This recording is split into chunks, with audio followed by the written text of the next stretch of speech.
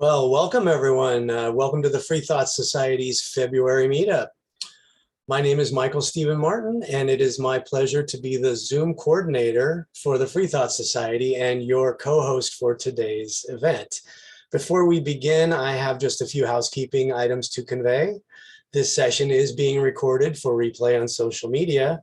By joining the session, you consent to be recorded and agree to abide by the Freethought Society's anti-harassment and code of conduct policy, both of which can be found at the Freethought Society's website. For the best viewing today, we recommend that you use the Zoom setting set to speaker view.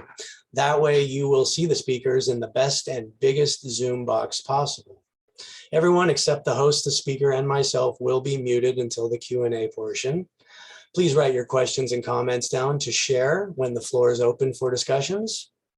Your microphone will be unmuted during the discussion time, and we will spotlight you when you speak. If you prefer to not be spotlighted or speak aloud, another option is for you to send me your questions through the Zoom chat. I will ask your questions or make your comments that you sent to me on your behalf. Just type "please ask" or "please say" in the chat and send it to me. Again, my name is Michael Stephen Martin, and I'll happily represent you by repeating your question or commentary if you'd like me to. We're running just a few minutes late, so I'm officially starting the session by spotlighting Freethought Society board member Victoria De La Torre. She will tell you a little more about the Freethought Society and welcome you to the event. Victoria. Thank you, Michael. Hello, everyone, and welcome to the Freethought Society's February 26th Zoom meeting. The Freethought Society serves as a local forum in which free thinkers can meet virtually, socialize, and exchange ideas.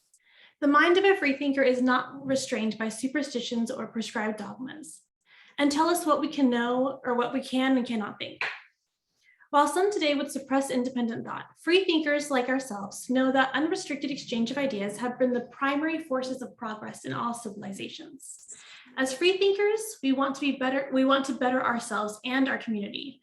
This can be through unrestrained application of reason and human endeavor to address the local and global problems that confront us.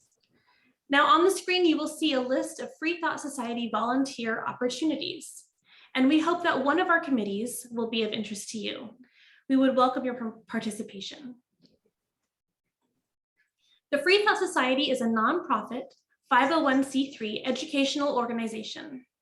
This is why we hope you will be moved to make a donation today. A donation link will appear in the chat section in a few times during this event. But if you miss it, don't worry, the link is very simple. It's just ftsociety.org/donate. And now the Freethought Society President, Margaret Downey, will introduce our speaker for today. Thank you. Thanks, Victoria. I've known today's speaker, Norm Allen, for about 30 years. We met at a Center for Inquiry event and hit it off immediately. We have the same taste in music, and we are both devoted to promoting free thought and humanism. Norm established African Americans for Humanism in 1989. Under his trailblazing leadership, it was the only humanist organization primarily dedicated to attracting people of color of African descent throughout the world. Its purpose was to promote humanism. From 1989 to 2010, he was the first and only full-time African American humanist activist. He traveled the world promoting humanism and skepticism. In 1991, Norm completed his first book, African American Humanism, an anthology. That groundbreaking book was the first to demonstrate the extent to which humanism has influenced Black life, culture, and intellectualism, as well as activism. In 2003, Norm edited The Black Humanist Experience, an alternative to religion.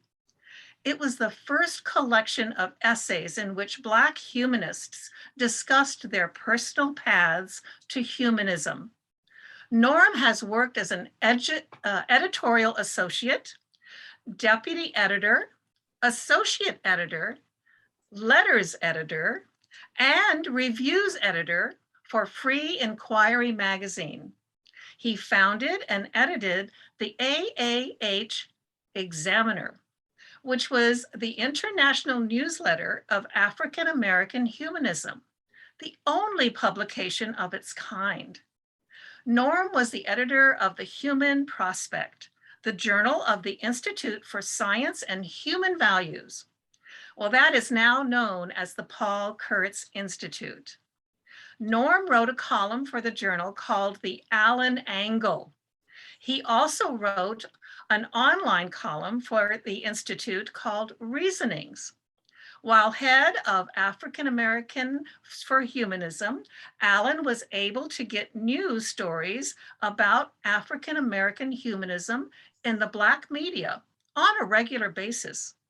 Most Black newspapers and approximately 40 Black radio stations carried African American for Humanist articles, press releases, and African American for Humanism spokespersons were highlighted often. Now, this was the first time Black humanism had received widespread coverage in the Black media. One of the group's most successful news items was about their African American Humanist Declaration, released in 1989. It was the first such declaration issued by people of African descent. Aside from having had articles published in numerous journals, books, and encyclopedias, Norm has been featured in major media, including CNN, C-SPAN, BBC Radio, Fox News, and many more. His pioneering efforts paved the way for African American humanist leaders, thinkers, and scholars of today. Norm is the only African American humanist leader who maintains strong ties with Black humanists outside of the United States. He established and/or strengthened over 70 humanist groups in 30 African nations. He's visited Africa 7 times and helped provide reading materials in order to establish humanist libraries on that continent.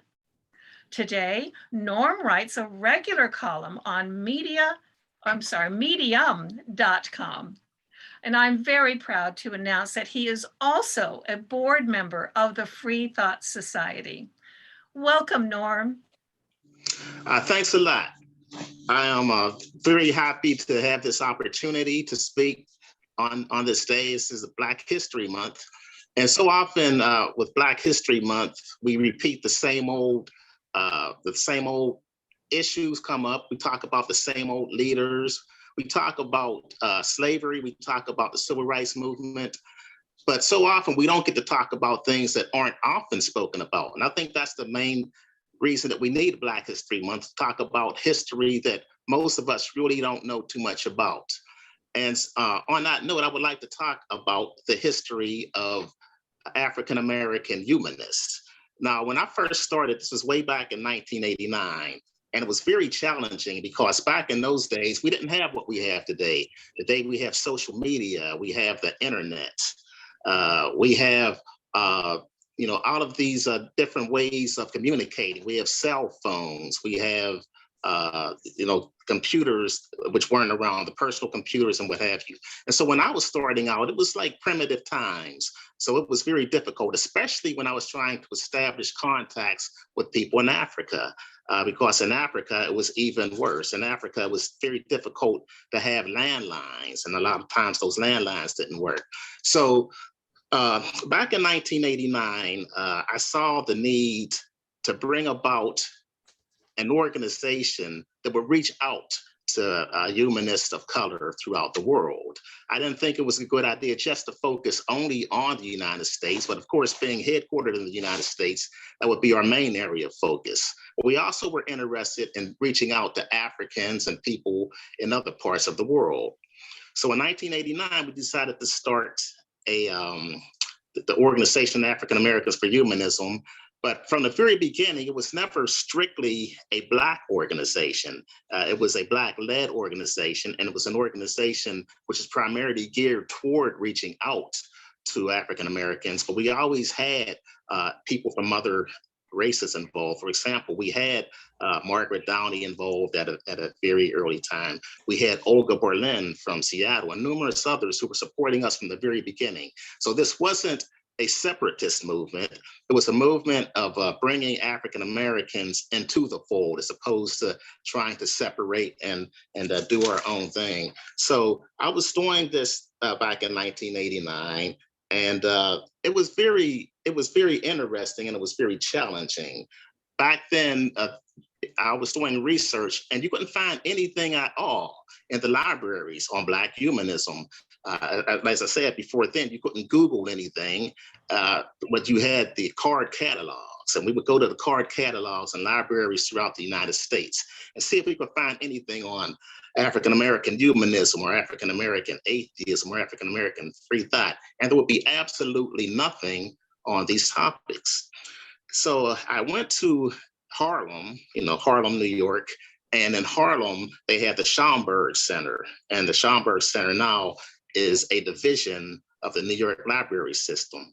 And there I went and I looked in their card catalog, and again, the Schomburg Center has the largest collection of African American studies in the entire world. And to go there and to see nothing at all on Black humanism or free thought or atheism, I was really upset about that. So I talked to the leaders of the library. I talked to the librarians there, and they agreed that we needed to have more information. And as a result of me talking to them, they took my first book, African American Humanism, and Anthology, that Margaret talked about earlier, and they also had a regular subscription to our newsletter, the AAH Examiner. And they had that from 1991 all the way to 2010. So this is what we were up against. And I like to point this out because today things are somewhat different. Today you do have at least a small body of literature on African American humanism. You even have some Black scholars who are teaching Black humanism in a few universities. And so things have come quite a way, but I'm glad I was able to do what I could to establish, first and foremost, a historical precedent showing that there's a history of African American humanism. It's not something that exists in a vacuum, and it's not something that necessarily exists on the margins of African American life. On the contrary, I was able to point out some of our major African American scholars and intellectuals and leaders were humanists.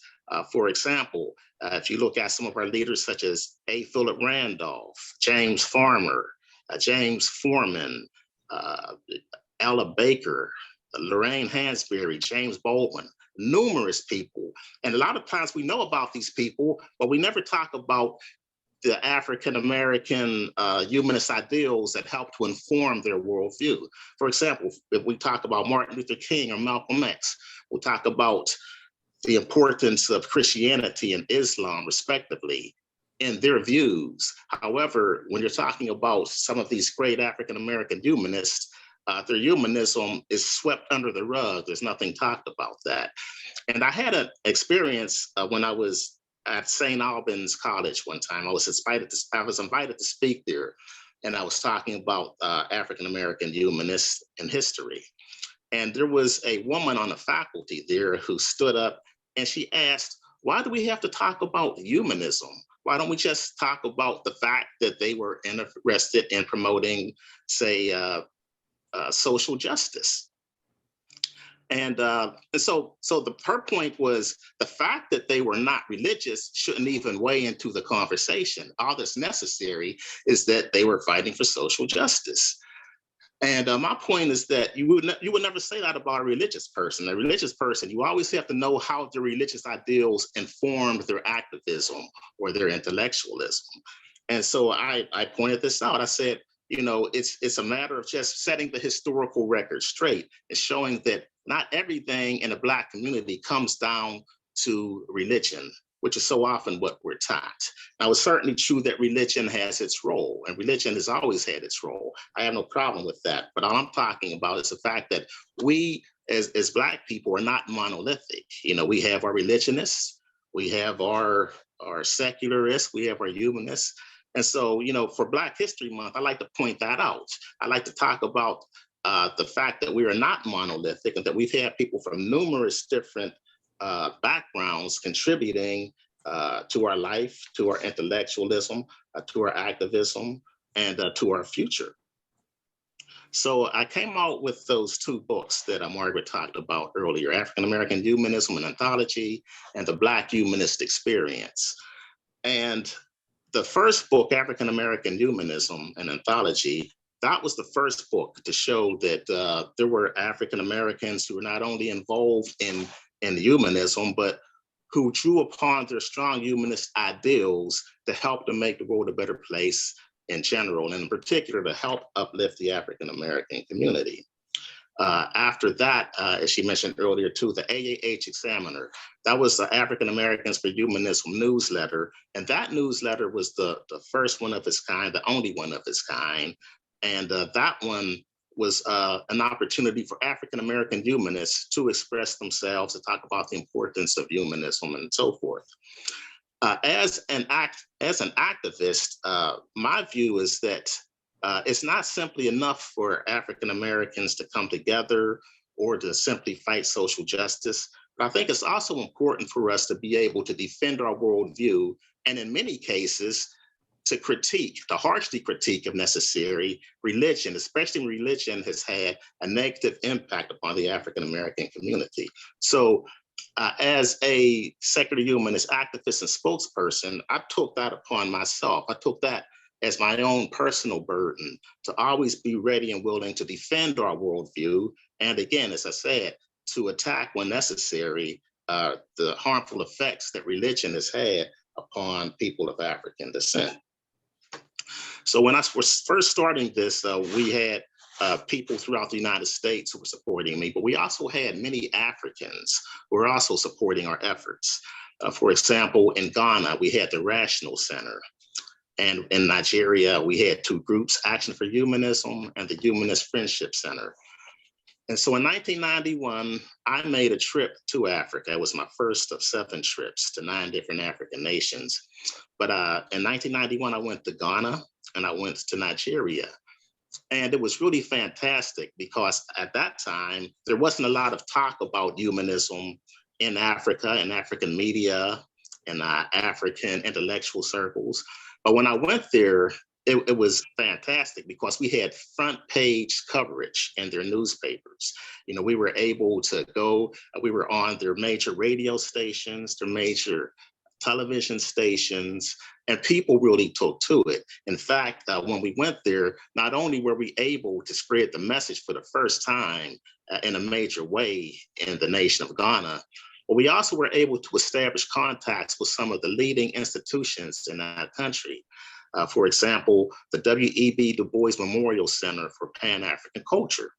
W.E.B. Du Bois, of course, was one of the greatest African-American intellectuals in history. When he died at the age of, I believe, 96. He died in Ghana. He was buried in Ghana. So he has a center there. And so while we were there, we were able to go to the center. We went exactly to his burial site.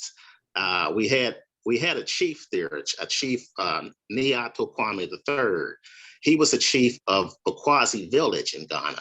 And he was a member of the Rational Center. So we had people who had very strong connections to African history and African culture involved with the Rational Center there in Ghana. And so we went there, we were able to pour libations to the ancestors, which is a ceremony that you take part in. And we realize, of course, that the ancestors were not dead and buried or were not alive, but still it's part of that cultural artifact. So we did that. I gave a presentation at the center, which was very well attended. And afterward, we signed a joint agreement with African Americans for Humanism, the W.E.B. Du Bois Memorial Center, as well as the Rational Center. So all three of us signed a joint agreement to promote humanist ideals throughout the African continent, particularly in Ghana. And we had that agreement from 1991 until I retired from the Center for Inquiry back in 2010. So we were able from the very beginning to establish strong contacts with African humanists. And of course, there's this stereotype that Africans are all religious, or are religious, all superstitious, and that humanism is something that's supposed to be primarily for Western peoples, particularly white Western peoples. But as a result of our work, we were able to do a lot to dispel that myth and to get numerous Africans involved. And that was just the very beginning. After my trip there, we had trips in the future. One of the best trips I had was back in 2001. And that was the very first time that there was a major humanist conference on the African continent. It was held in Nigeria. And again, it was very well attended. Many people came. Some people came from different countries. And that conference went very far, again, to help spread humanism throughout Nigeria in particular, and to a lesser extent to other African nations. And so as a result of this work, there were many people who were getting interested in humanism in Africa and either forming their own groups or having us to form groups with them. So by the time I left the Center for Inquiry again in 2010. By the time I left, there were over 70 humanist groups, actually 72 humanist groups in 30 African nations.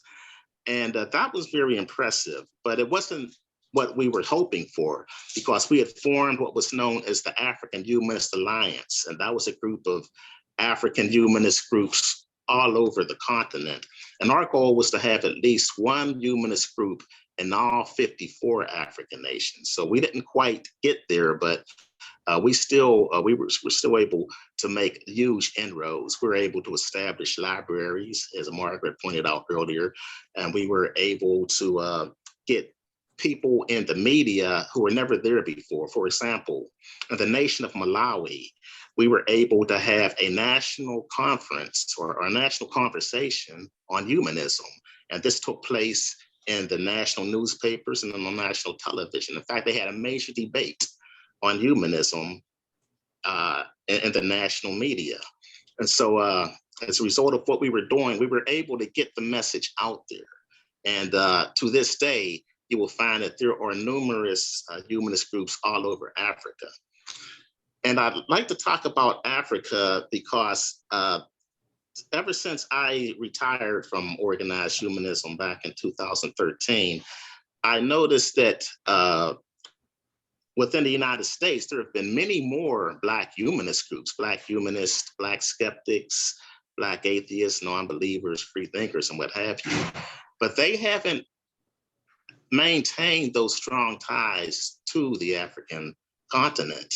And what's ironic is that the people in the United States who do have main ties with the African continent happen to be white people. And I think that, I just think that just the way that I've always been raised and the way I've always come up, I think it's something we need to get back to. I'd like to see those ties strengthened once again. For example, a lot of Africans, they really do have a need to hear from more African American spokespersons, but those ties aren't there anymore. And I would like to see that happen again. I would like to see those people who are still involved in organized humanism, those African Americans, to get back to it. But as Margaret alluded to earlier, I wasn't just trying to promote humanism, I was also trying to promote skepticism. Now, skepticism and humanism are closely related, but skepticism is more about critical thinking and an examination of paranormal claims. And as a result of me being involved with the Center for Inquiry, We published Free Inquiry magazine that Margaret spoke about earlier, but we also published the Skeptical Inquirer, which was at the time the leading skeptics magazine. And the Skeptical Inquirer would focus on things like paranormal claims, skepticism of psychic phenomena, of astrology, of haunted houses, of extraterrestrial visitations, and the like. And I thought that it would be good to focus on that as well, although that wouldn't be the main focus. Of course, as African American humanists, we have more problems than to be worried about haunted houses and what have you. But still, I think that by having that focus, it gives you a good idea of what it takes to be a critical thinker. And so we were trying to promote that too. And so we had the very first Skeptics Conference in Africa, which was held in Senegal. And that also went over very well. We had people from Africa, we had people from France, some from the United States and other places as well. And that also went over well. So we were not only sending out humanist literature, but we were sending out skeptical literature. And all of this was coming together. We had skeptics working together, we had humanists working together.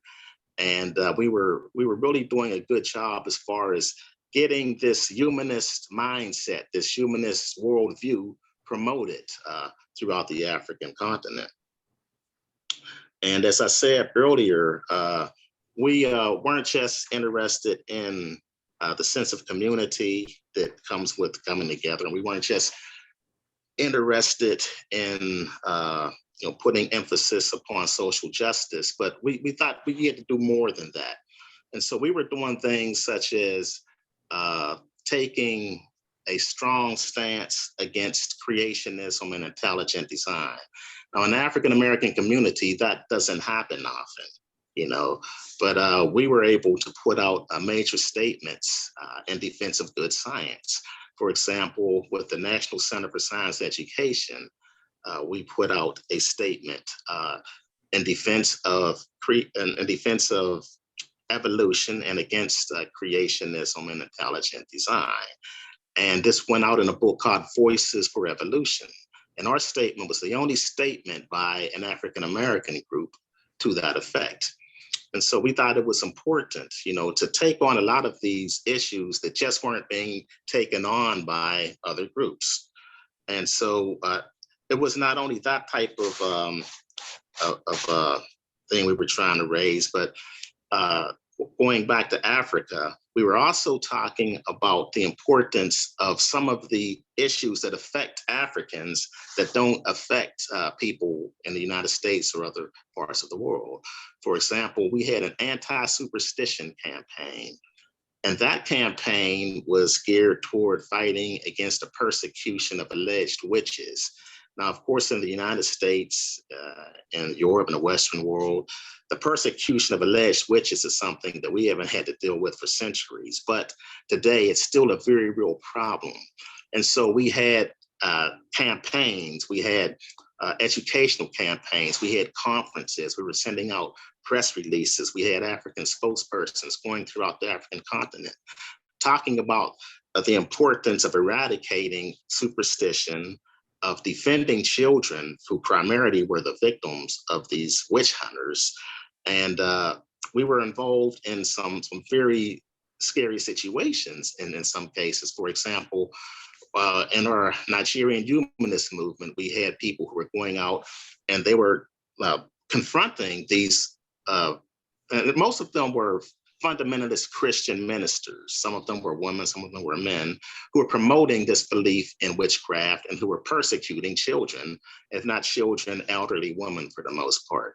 And so people were going out there challenging them, and sometimes they were met with violence. Sometimes they were attacked. For example, we had one spokesperson who was attacked, had his glasses broken, had his camera seized and destroyed. But these are the types of things that go on in Africa that you don't see happening here in the United States. And so we did that type of stuff. But we were also doing things like promoting Darwin Day. And in Africa, Darwin well, Darwin Day is something that started here in the Western world, but we were able to get several countries, for example, Nigeria, Uganda, a few others, to promote Darwin Day in February. And they were doing things such as coming out with special birthday cakes, Darwin birthday cakes.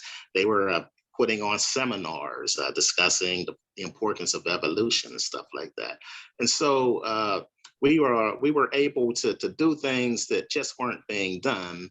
And I like to think that as someone who was doing this in the beginning, it helped lay the groundwork for a lot of what goes on today. As I said, there are some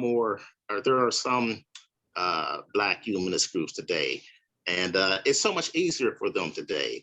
Today, they don't have to go through the challenges that we had to go through in the earlier days. For example, as I said, there's a small body of literature on African American humanism. When I was coming out, as I said, there was absolutely nothing. Now there are books. Now there's social media, which we didn't have in the beginning, and Black humanists are meeting up that way. There are people who have come out of the closet more. When I was first starting out, it was very difficult getting African American humanist activists, to come out and get involved. But you see more of that happening today. And so, through our pioneering efforts, I like to see more of that. I like to see more people coming out and doing what they can to help, promote an African American humanist life stance.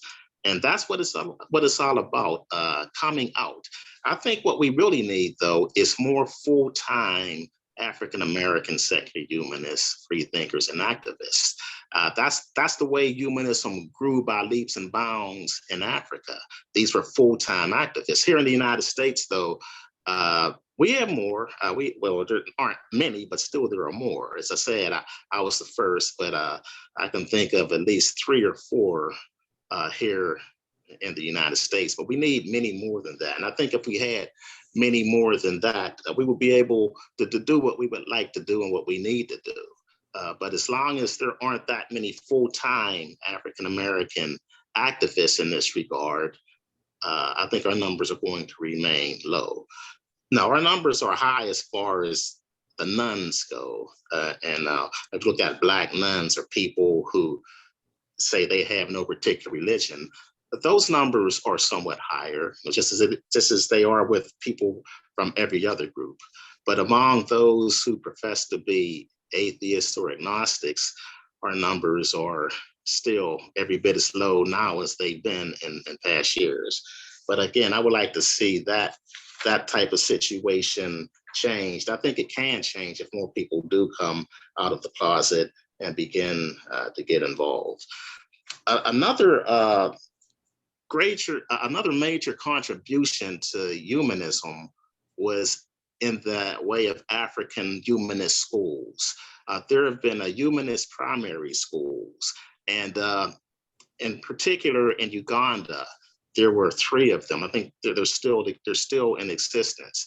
And those schools, I was able to go to those schools. I met with the people there, and it was very impressive because the leaders there said the only way to really spread humanism is to get them when they're children.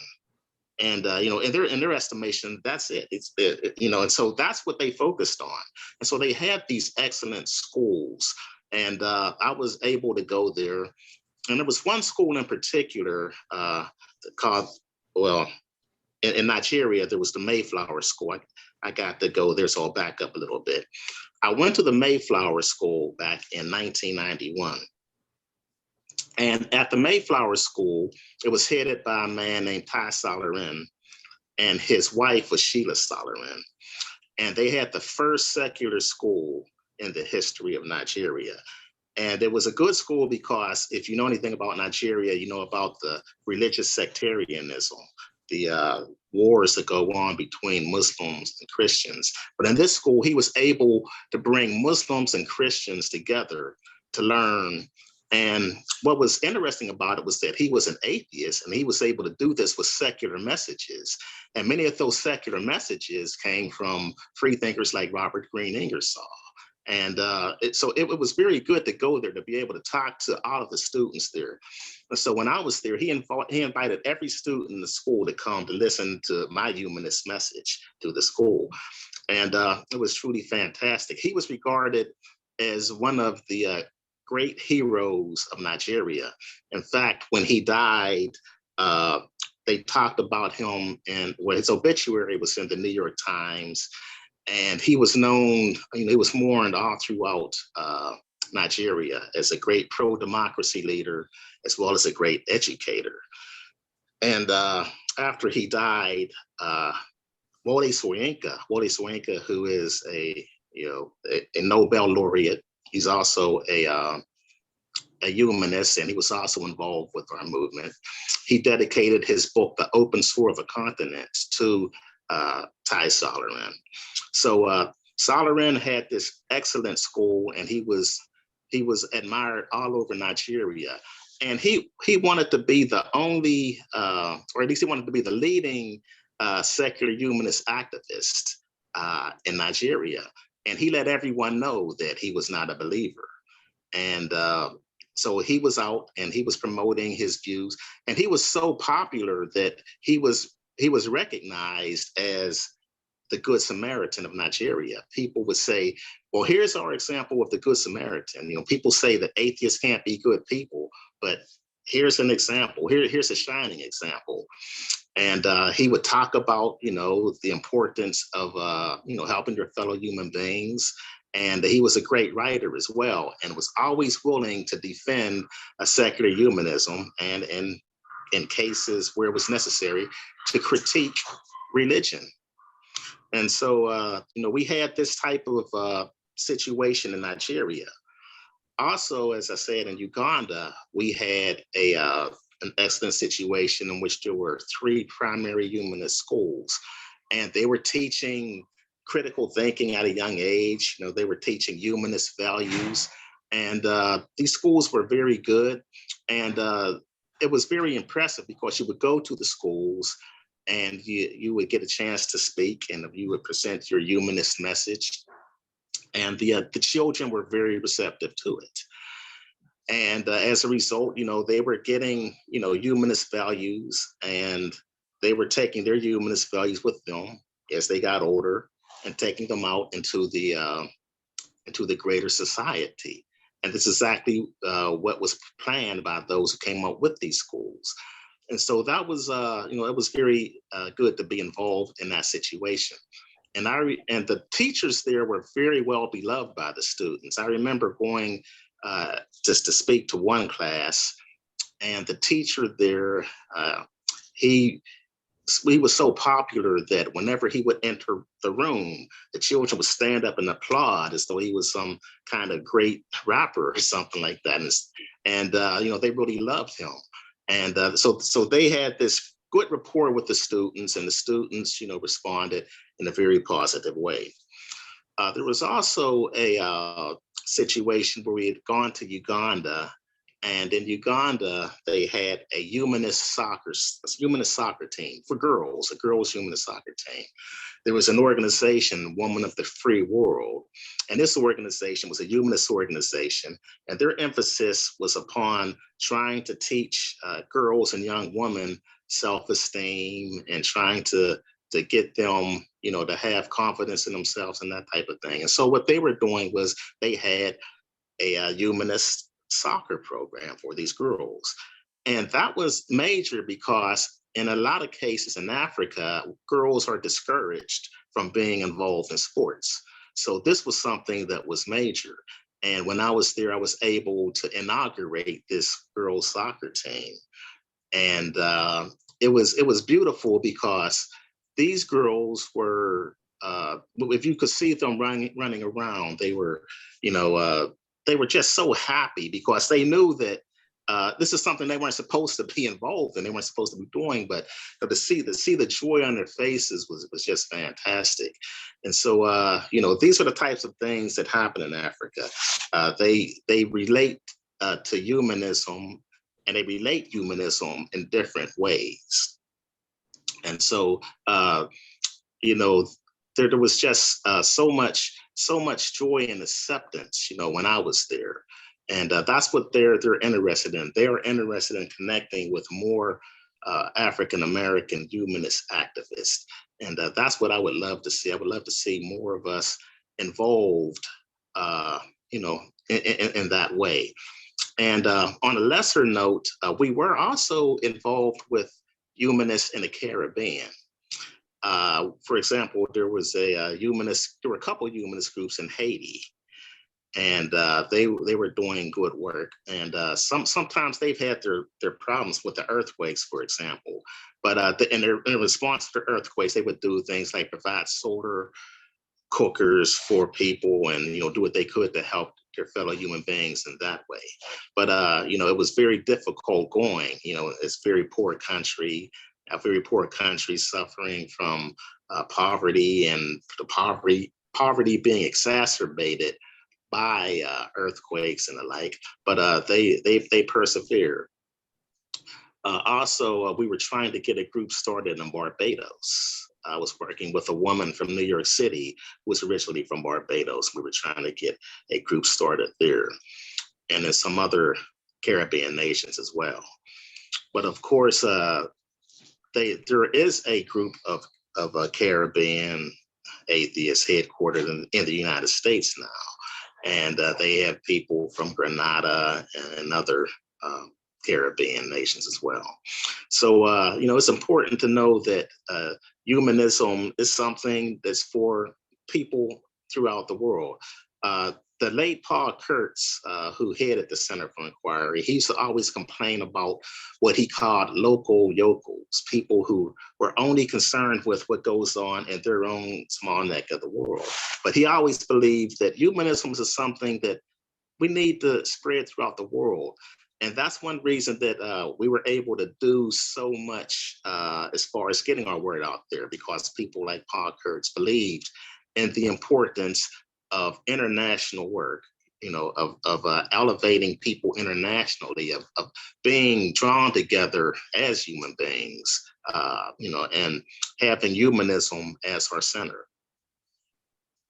And so that's just what I would like to see more of. I would like to see more African American humanists, atheists, free thinkers reach back, and not only to Africa, but to the Caribbean and to wherever you see people are. Because in my experience, I've worked as an international director, and we have humanist groups all over the place, not just in Africa, not just in the Caribbean, but in places where you wouldn't even expect to see humanist groups. In places like Iran and Iraq and Afghanistan, you would be surprised. And so, again, I am going to continue having this international thrust.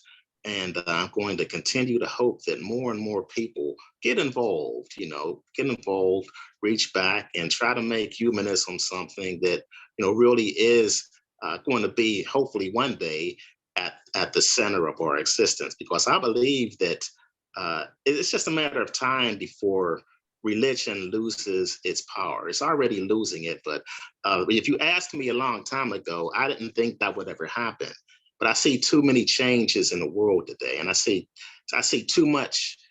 I see that we're looking at a world in which there's a lot of potential for humanism, but I still think more of us need to get involved, and hopefully more of us can become full-time humanist activists. So that's pretty much my presentation. And I'm always interested in the question and answer period, because that's when I learn a great deal, and that's when we get to expand on so much of what I've said. Well, thank you so much, Norm.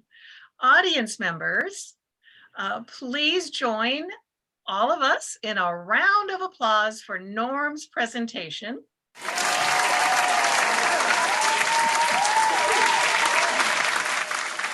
Now, before we open the question and answer section of this presentation, I'm reminded about our need for collecting donations to continue our work to offer educational programs and speakers who enlighten and motivate everyone. We just ask for a little donation. Whatever you can afford would be so helpful. A donation link is going to appear in the chat section, and it's very easy. It's freethtsociety.org/donate. So any donation amount, as I said, would be appreciated.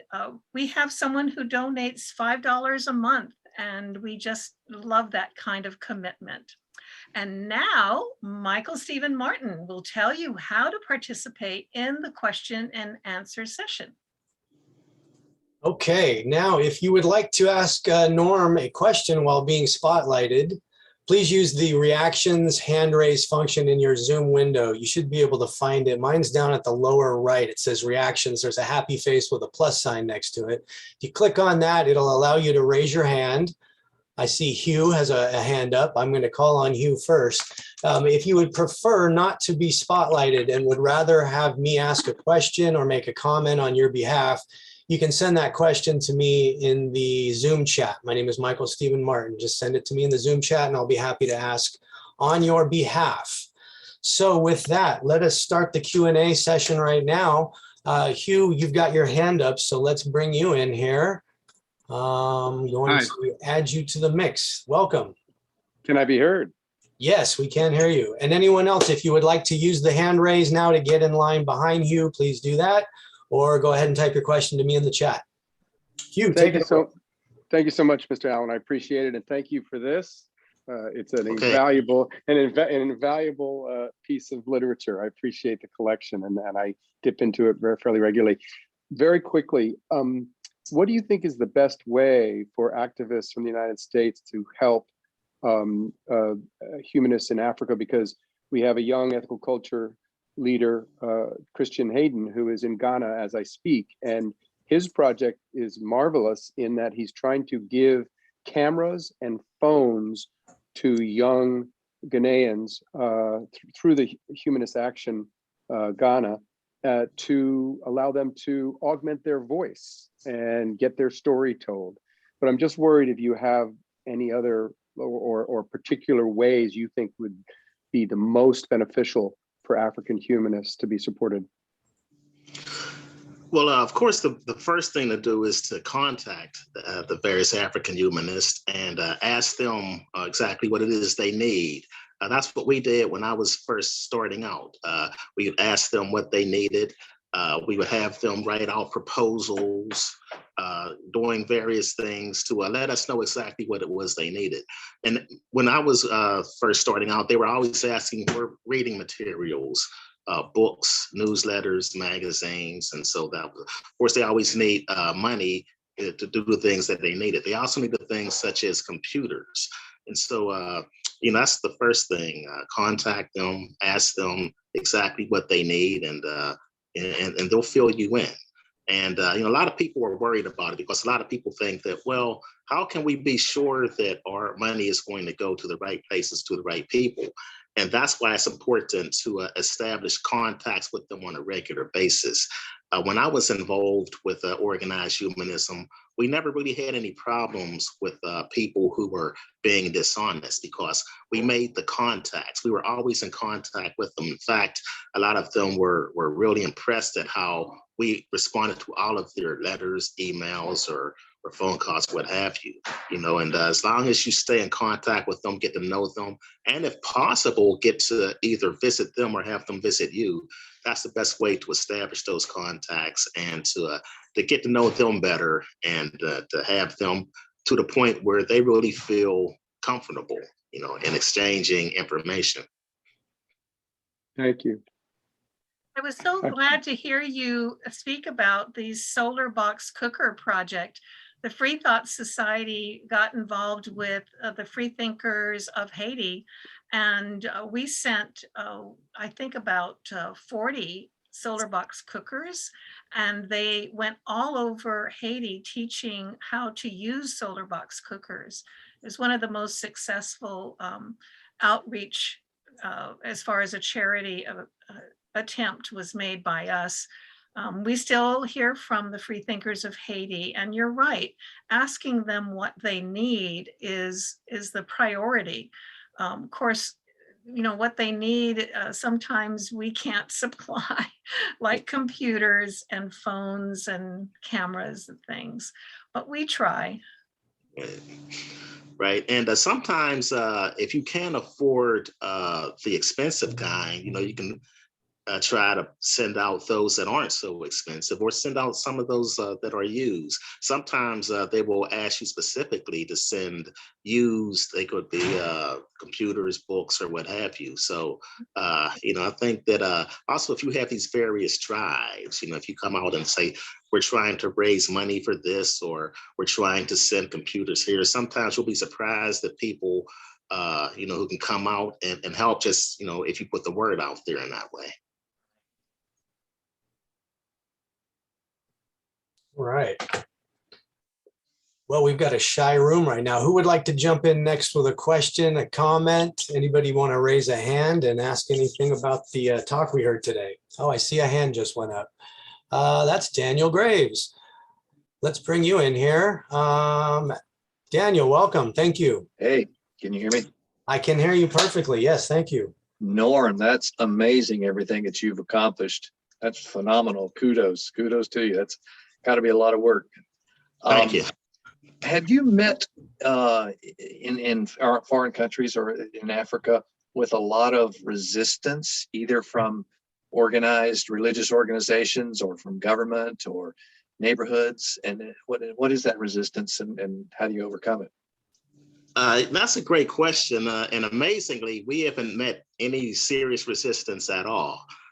Back in 2000, I believe it was 2008, I went to Nigeria, and they were having a major conference.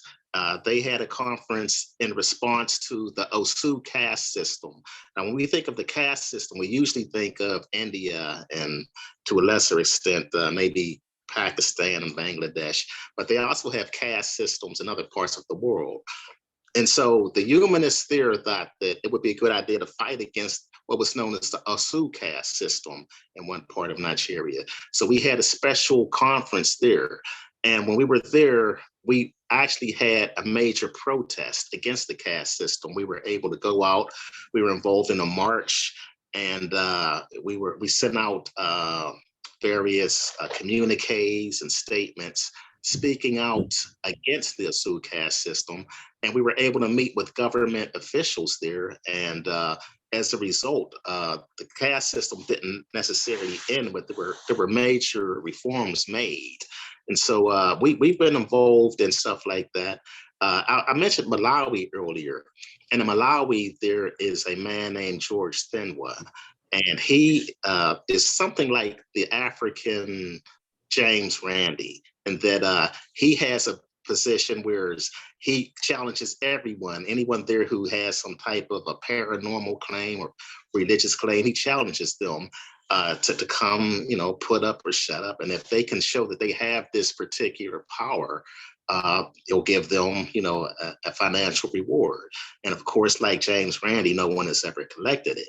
But in Africa, you have all these types of things. And so many things have changed. For example, I talked about Sheila Solarin, who was the wife of Tai Solarin of Nigeria. Now, after Sheila Solarin died, the African media did something they had never done before. They told the world that she was a secular humanist. Now, normally when you die, they might talk about your religion, but they won't talk about, the fact that you were a secular humanist or an atheist. But they pointed that out all throughout the Nigerian media. So a lot of things are changing, and they're changing for the better. But as I said, when we've had our anti-superstition campaigns, we met with some resistance, but not a whole lot of it. And no matter what we've done, whenever we've come out and had our Darwin Day celebrations, there was no resistance. And so, in Africa, a lot of people might think that there would be resistance, but we really haven't run into any. That's amazing. It sounds like Africa is even more open to humanism than we are here in the United States, because we've got all kinds of evangelical organizations and Pentecostals that are just trying everything they can to keep logic out of religion or keep logic out of life and government. That's great. Right. That's good to know. Yeah, well, now that you mention it, I can think of one form of resistance, which would not be surprising. We have had resistance to or opposition to homophobia. So we have had some resistance there. For example, I attended a conference in Uganda, and it was the first time that in the mainstream media we were talking about LGBT rights. And it was very interesting because after we had our first our day of our first meeting, the local newspapers, well, actually the national newspapers, reported on our conference, and they really they weren't too crazy about what we were saying about LGBT rights. In fact, they had like a mini editorial against LGBT rights, and they also had a threatening cartoon in the newspaper, and they were basically saying that the LGBT people had better be in fear after our conference is over and we go back to the Western world.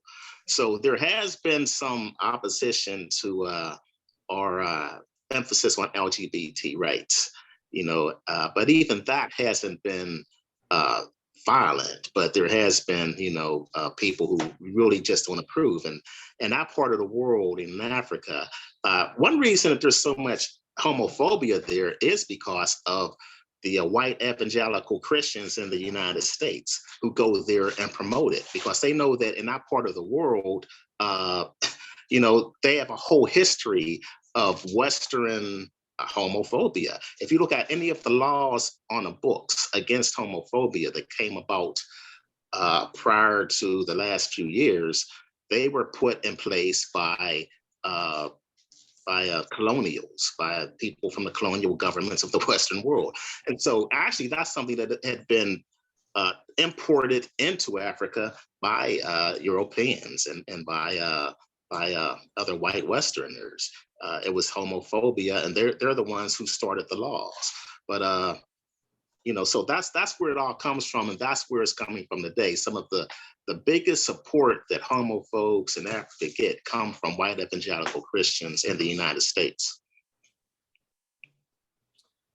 All right, thank you, Norman. Thank you, Daniel, for your questions. I've got a question in the chat. I have a comment in the chat, and I have two people currently with their hands up. Again, if you'd like to ask a question, please feel free to use the hand raise function or message to me in the chat. Got a question from the chat from Glenn. He asks, are some cultures or religions in sub-Saharan Africa particularly open to humanism and atheism as compared to others?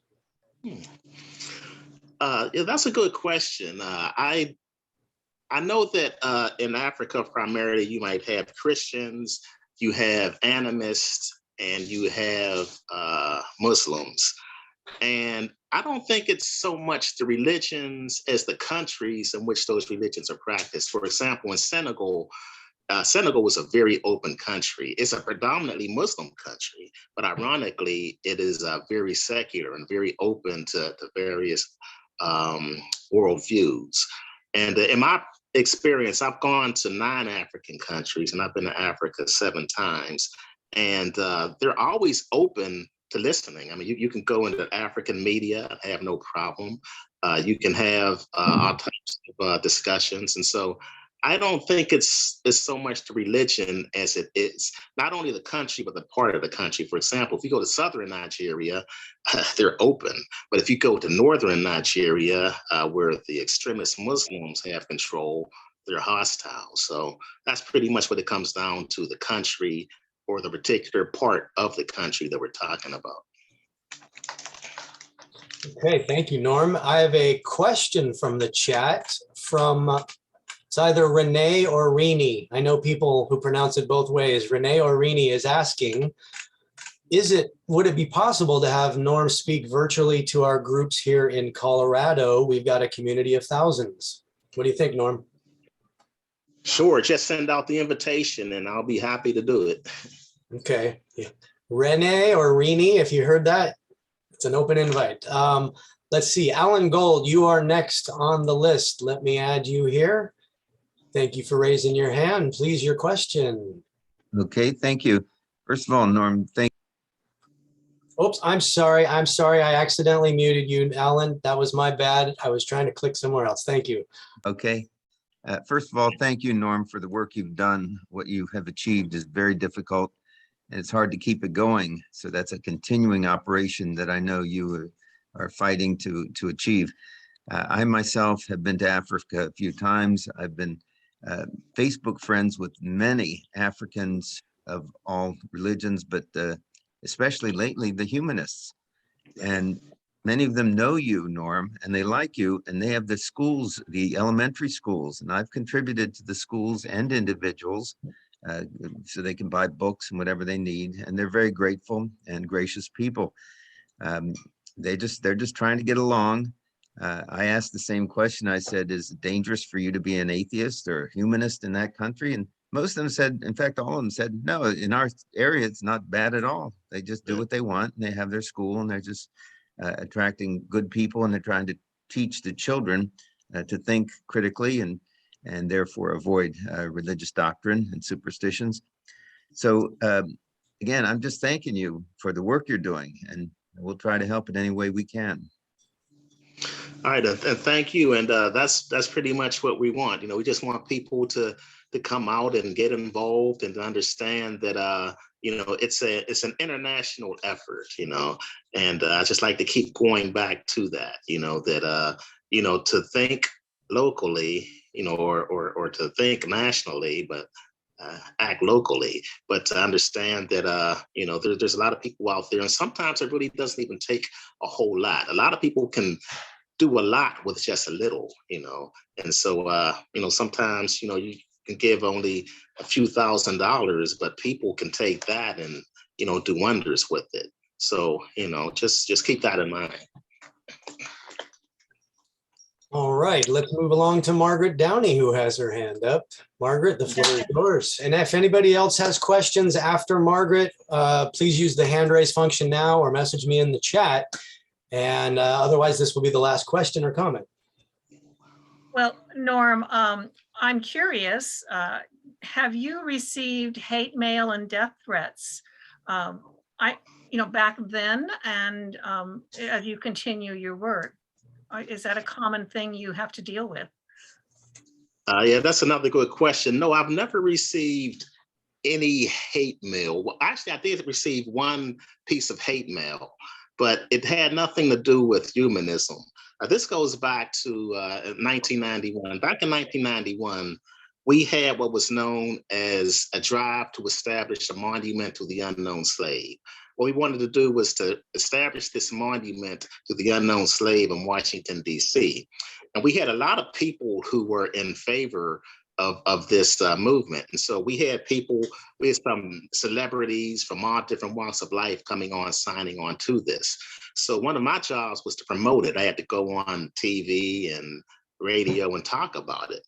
And I did receive one hate letter, but it wasn't, due to humanism. It was due to the fact that, this person was a white supremacist who thought we should have been enslaved anyway. So that's it. But as far as my work as a humanist, I've never really had any hate letters or hate, any of that. And which is pretty amazing because I was able to go all over the place. I was always on radio and television. And I do remember doing one radio program where the hosts were pretty hostile toward me. And they really expected to have the callers come in and attack me, but they were shocked when the callers were actually on my side. So, I think I've done a pretty good job of being able to present the humanist worldview in a positive light, and to at least get people to think about, whether or not they want to blindly accept their religious beliefs. And so I know I've never really had any animosity. I've never had any hate letters. And, that's pretty good. Since I've been doing this for I've done it professionally for 24 years. And in all that time, no hate speech or hate letters or anything. So that's pretty good. Yeah, I'll say. I'm wondering also, here in America, we conducted a billboard campaign as, sort of a public awareness raising. What do you think billboard campaigns would do in Africa? Do you think there's a chance that we could reach a lot more people with billboards about critically thinking and, anti-witch hunts, that kind of thing? Yeah, I think that would be a good idea. I know in Africa, billboards are everywhere. I don't know how expensive it would be, but I think if you had enough money, yes, I think a billboard campaign would go over well. After I left African Americans for Humanism, they put on a billboard campaign back in, I believe it's 2010. And that was throughout the United States. And it was pretty good because they were featuring great Black free thinkers like Zora Neale Hurston and Langston Hughes and various others. And that went over well. So yeah, I think if you can afford it, I just don't know how much it would cost in Africa. I'm sure it wouldn't cost as much as, like, say, putting up a billboard in New York Times or in a Times Square. But it's just a matter of how much it would cost. I think it would go over well, though. Okay. Well, another board member that's with us today, he just spoke, Alan Gold. He's our treasurer. And thank you for joining us, Alan. So, he's our treasurer. So maybe we should all get together and see what kind of charity we can actually do in Africa.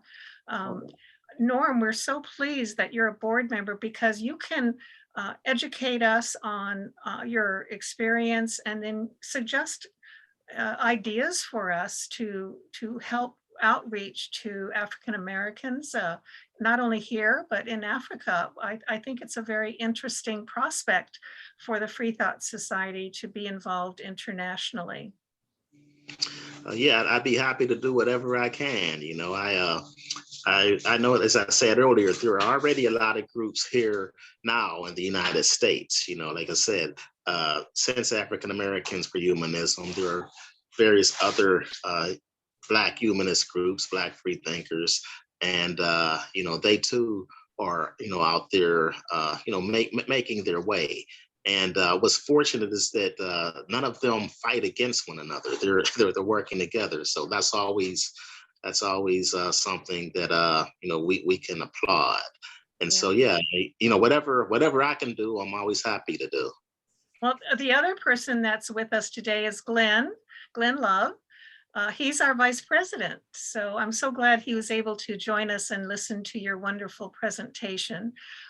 You have given us a lot of food for thought. And, we really want to make sure you feel like we're going to help accomplish and continue your goal of promoting humanism and free thought. We do have one more question in the Okay. chat too. A question coming in for you, Norm, which says, in the United States, urban politically liberal people are more receptive to humanism than conservative rural people. Is that true in Africa also? Yes, it's true. Also, what's true is that if you look at African Americans in the United States, most of us tend to be Democrats. And if you look at white progressives or white Democrats, we have much more in common with each other. You can talk about Black progressive Christians. They have much more in common with secular humanists than they do with white conservative Christians. And so, so much of the time it's about, whether or not you have a progressive worldview or progressive politics. And when that's the case, then you tend to be more open. If you tend to be more conservative or reactionary, you tend to be more closed. And I think that when you're talking about secular humanism, what really makes us different from religious progressives is primarily the fact that we don't believe in God. If you take that away, we're pretty much on the same page. So that's my way of looking at it. Could you tell us whatever happened to the statue that you wanted to do with the unknown slave? Yeah, it's just that a lot of I don't know, we were putting it together, and as I said, we had a lot of support for it. But what happened was we wanted to have it established in Washington, D.C. And at that time, there was a glut of monuments. There were just, too many different people, too many different organizations, too many different groups that wanted to establish monuments. So then it kind of got lost in the shuffle.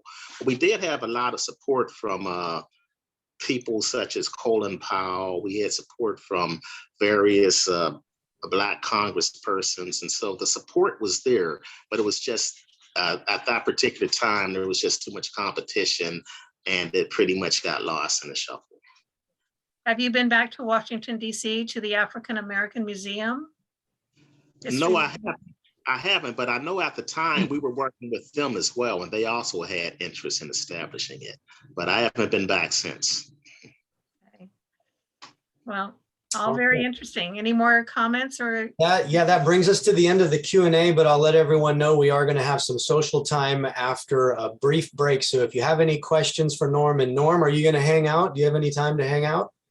Yeah, I can hang out. Okay, so if anybody has any questions after this portion, you can get them into Norm then. At this point, I will turn it back over to Margaret for her closing comments. Oh, but let me spotlight you rather than removing it. There we go. All right. Well, thanks for running the question and answer session, Michael. You do such a great job. And we thank you also for being a co-host and an excellent Zoom technician. And I want to take this opportunity to once again thank Norm Allen, our speaker today. Thanks also to Jeremiah Kamara for his comedy pre-event opening act. And a big thank you to Freethought Society board member Victoria De La Torre for her welcome and overview of the Freethought Society. We enjoy bringing you these Zoom presentations, and there are more to come.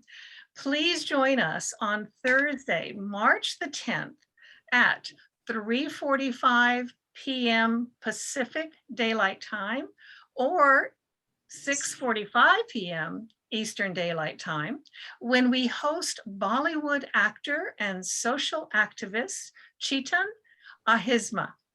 So please see the Freethought Society meetup description and website for more details about the March event. I'll also put a link in the chat. For those who would like to stay to socialize, we will take a 5 to 10 minute break and meet you back here. I'm going to get a glass of water. Actually, I got one right here because it's not happy hour yet. And come back in a bit. If you are leaving the room to refresh, please turn up the volume of your device to enjoy the break music provided by my friend, Abraham Steve Mackey. He's singing an original song entitled, "We Are All in This Together," and we certainly are. So see you in about 5 minutes.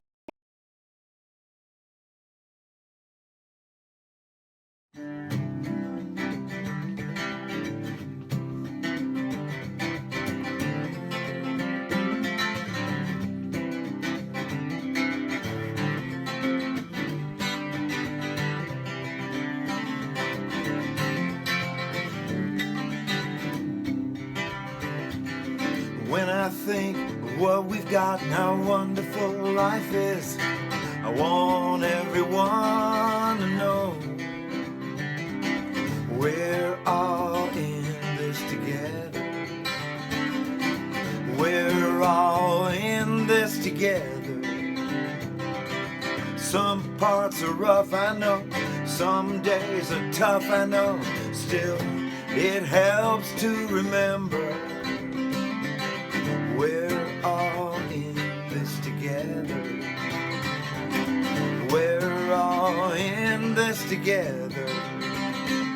There's no magic wand, there's no secret key, no one to save us except for you and me. You just can't make a wish and make things go away. Heaven and hell are dreams, but love is here to stay. We're all in this together. We're all in this together. together.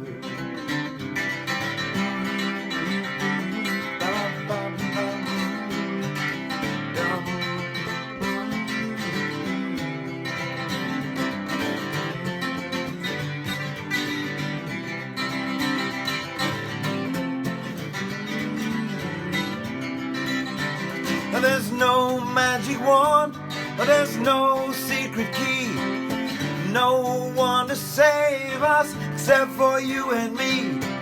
You just can't make a wish and make things go away.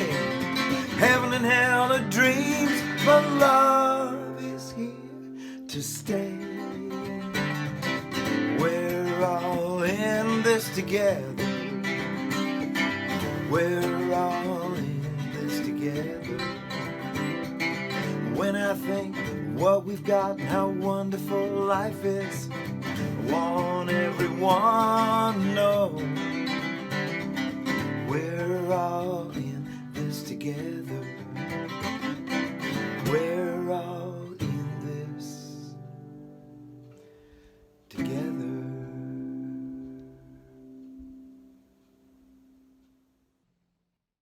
I think somebody needs to mute themselves. There we go. All right, Margaret, the floor is yours.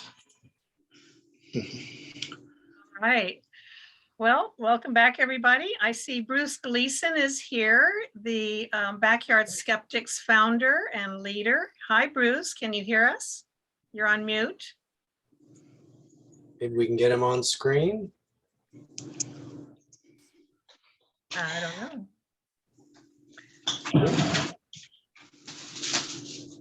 Bruce, can you hear us? Let's see who else is here then. I think it's the four of us. Oh, okay. Well, maybe we should head on out and go to our respective dinners or whatever. Happy hours, dinners, etc. Yeah. Yeah. Well, thanks again, Norm. You were terrific. I'm hoping that you'll be able to contribute some things to our e-zine. We'd love to put some articles up there about your past experiences. And I'm sure you have some wonderful pictures that you could share with us. Yeah, I'll stay in touch, and as I know that in the past, you've always been one of our biggest supporters. I still remember with the Elton Lemon. I remember coming in for that, and it was great to be able to recognize him and to be able to get to meet him, and that was another good part of history. So yeah, I remember being at your home so many times, and just all the things that you've done. And I remember you coming to our African Americans for Humanism conference in Washington, D.C. So yeah, that was a lot of fun for me. And I'll never forget, remember when we lost electricity and we had to turn on all the candles and in the room? It was really funny. It was a great storm. A storm for Norm. So while you're there, Norm, I'm going to get a screenshot. Okay. I can reach it here. So everybody smile, and that's good. I wish Victoria was here. Yeah, she just messaged, said she had to duck out, but she had a great time and loved the event. So okay, yeah, had a one wonderful more week. picture then. What's that? Norm, can you lean forward maybe? I can get your face better. How's this? Oh, that's good. Okay. All right, thank you. Great. So thanks, All right. everybody. We'll look forward to working with you, Norm. You can run anything by the board at any time. If anything comes up that you'd like to discuss, we are all connected on email, and that seems to be the way to go these days. Okay. We have board members all over the country, so Great. That's the best way to communicate. Right. Okay, we'll do that. All right. Thank you. Thanks, Norm. Nice chatting Okay. with you. Good seeing you. Thanks for the talk. We'll see you soon.